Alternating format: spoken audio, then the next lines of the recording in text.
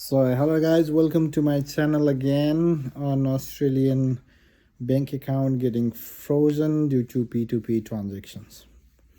Today is the 6th business days of my account getting frozen by Westpac and ING. So if you want to know more about what had happened till now, then please go back and check my previous videos. So last time we were on a point where my access to internet banking was opened by Westpac, but I wasn't able to use my previous account. It was still frozen, but I was able to open a new account. After that, again, I tagged Westpac and ING on Twitter, and I also posted the video link to them in the Twitter. Immediately after that, ING sends me an email saying, we need to know that the fund belongs to you or the fund was for you.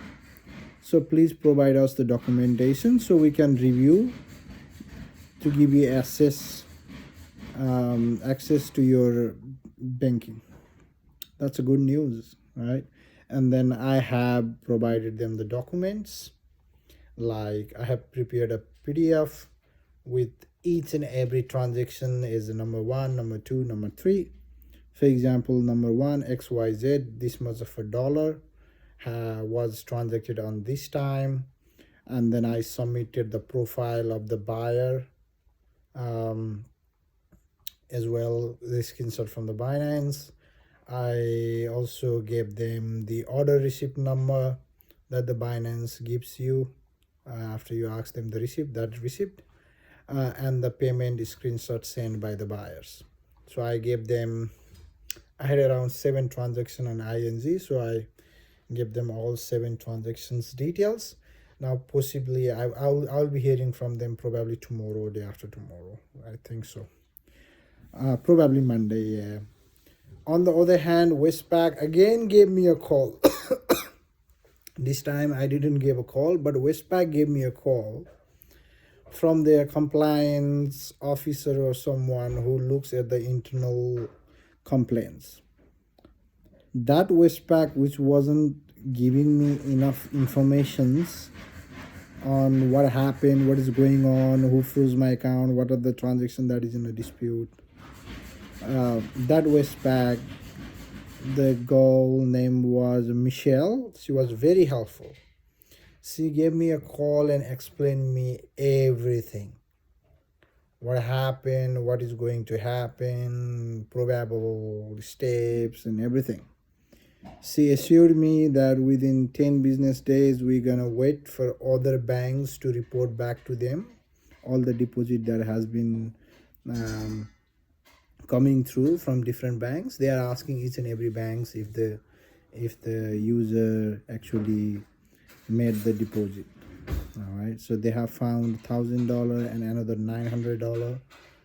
They are also saying they are receiving a report from a bank. They're waiting to receive a report. The money hasn't been credited yet, so it was supposed to be on the way, and they're asking the bank. And I asked them what happens to my money then, right? If the victim is saying that's victim's money, then that is also my money, right? I also did a legal trading with someone else, and someone else gave me that money, so I am entitled to that money. So she told me that we cannot tell you that, but what I can assure you is wait till 10 business days. That is around June 11. The 10 business days finishes on June 11. And then come to the branch. They will hand you over a check of whatever the balance you have there, and then 10,000 and something or 15,000, I don't know. Depends, because they have frozen 2 of the account.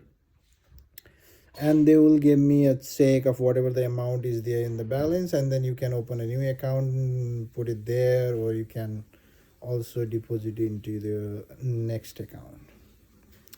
That is very helpful, guys. That is one of the clearest conversation I had with those banks. And Michelle was very helpful. She told me my name. I also told her I'm making a YouTube videos and I'm gonna update that. And she says she was very, very helpful. So now I have some hope that as long as I have the proof and everything, nothing is gonna bad happen. Only bad thing that happens is waiting time. So I still have to hear about ING by tomorrow. They probably have received my documentation. They're probably going through it, and tomorrow they will probably give me a call. They don't call. I mean, ING, they just text. I mean, in the email. That's it. I mean, very slow, very irritating. I mean, they're very, very frustrating. I mean, in the call you call and get the information, and then everything finishes. But ING is like emailing, and then they takes 1 business days to actually read the email, and then another business days to actually reply. That means don't do it through ING. It's like 7 transactions and the bank account gets frozen, and the transaction is of just like, I think it's 800 or 900 total transaction happen on that day. So irritating. So the Westpac asked me a few questions like, what was the money about, where was the money coming from, where was the money going. I gave them full explanations, and they also told me, how do you earn the money. I told them I run a business, and I get the money from there. And they told me, do you have business accounts with other bank? I said yes. And since she noted that thing, that means there's no issue about there's no issue about the source of the fund. Everything is legit from my side. And I told her, like, if somebody lost their money, and then are you guys gonna give the money back? She told me no, the fund cannot go back. The fund cannot be recovered by the victim. So she told me, now after we finish the investigation, our job is to do the investigation, and then ask for the proof of the fund. And if I give the proof of the fund, I'm possibly getting that money, my money, through the check. And if the victim wants to go through a civil court, that's a different story, she told me, because they have to give the investigation report to the victim, something like that. So I said, yeah, all right. If somebody wants to go to a court for $1,000, yeah, let's see. I mean, it's insane. The complaint was not under my name; it was under somebody else, and somebody sent somebody, and it came to me, and like, insane. Another thing happened. I just want to share with you guys that yesterday I started P2p trading again using my Combine. But this time I put ID verification software in place so that I do not get scam money again. And you won't believe me, out of 5 orders, 3 orders were scam. I mean, they couldn't complete the verification, and every verification I could see the identity that somewhere 55 years old female woman, and somewhere I wouldn't say woman, like old age someone, you know what I mean? Like another one was a 68 years old man. Their ID were putting through for ID verification in my software before they can complete the order. So just be careful, guys. So I didn't wanted my Combank to be frozen, so I immediately told them, you guys are scamming, and I immediately refunded the money where the money came from. I also wrote in the description saying, refunded reason is you are possibly being scammed. Please do not trust whoever is scamming you. Please give a call to your bank immediately. Literally, that's what the description I put when I refunded the money back. I refunded three transactions backwards, because you cannot expect 55 years old or 65 years old to actually purchase a crypto in a store. They probably wouldn't have even idea about a crypto. And then I also called my bank just to make sure I wasn't frozen, because I don't want my another bank to be frozen, right? So I give them a call, and they appreciated my call, and they told me I possibly helped them from other being scammed. One amount was $680, another one was 1,000 and something, and then another one was around $400. And then they told me, no, your account is not going to be frozen because you already refunded the money back. So the big lessons to learn here is, if you suspect anybody is a scammer and they have already sent you a fund, and then later you found out that the name doesn't match or the person doesn't seem genuine, then please refund it back, write it as a refunded, and then write the description why did you refund it. It's nothing gonna happen to your bank account. Another interesting thing was, yeah, so what happened is new scams going on in P2p. I did a trade with that with one guy on 24th of May. I cannot disclose the name till now, but that guy ordered $1,498 of USDT from me, and then he sent me a screenshot, and then I waited, and then I received the payment in my bank account, and then I released him the crypto. But the next day, the money was not there in my bank account. I know, guys, it's true, guys. The money actually came to my bank account on my Westpac before it was frozen, and then after the frozen was, I mean, I could still see the statement, right? In my bank statement, there were no such amount. $1,498 was never credited, and that guy already had my USDT. So, and I called Westpac, and they said the money was never credited, so we cannot do anything. And then I gave a call to the bank by searching a BSB number of that guy, and it happens to be a U bank or something. And I gave them a call, and they noted everything, and then they told me that it's going to the fraud department. They will probably contact your bank and fix the issue.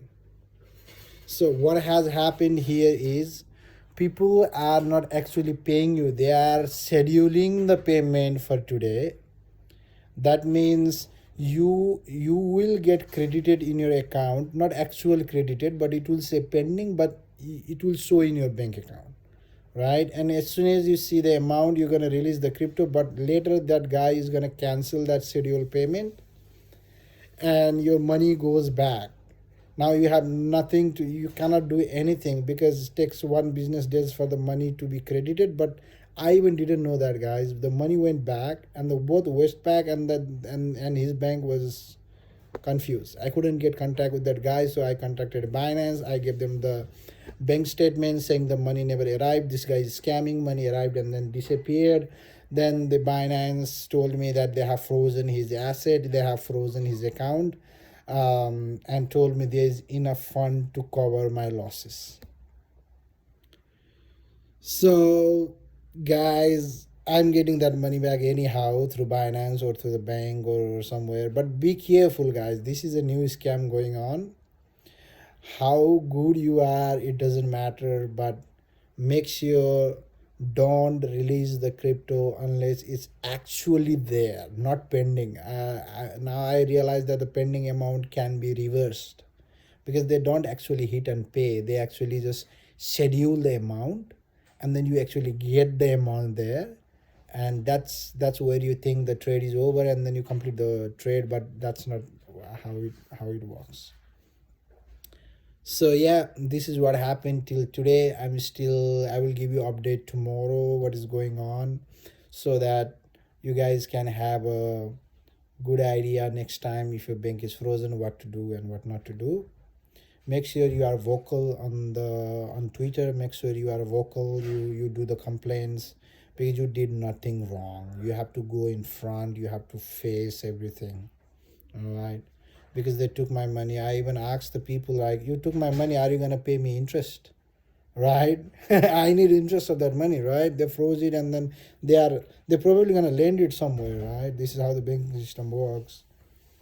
It's like 10 business days of fixed deposit. I cannot use it, but they said nah. But anyway, I'll get back to you tomorrow once I have more update. I don't want to make this video too longer, but be careful out there, be safe, and see you soon.